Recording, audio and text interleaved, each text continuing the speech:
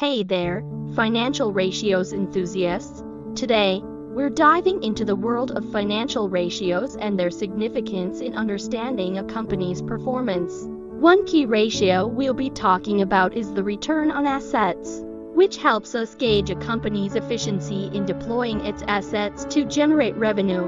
By comparing this ratio over time, we can identify trends that indicate improvements or declines in profitability. Another important ratio is the debt-to-equity ratio.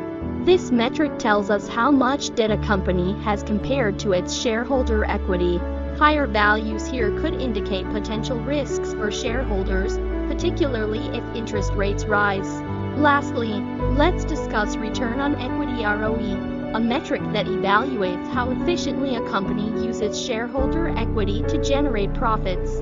Keep an eye out for companies with high ROE values, as they often represent attractive investment opportunities. Thanks for tuning in to today's Financial Ratios segment.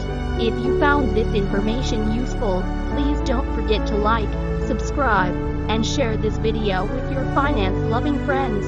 And remember, staying on top of these key ratios can help you make informed decisions when it comes to your investments. Happy investing!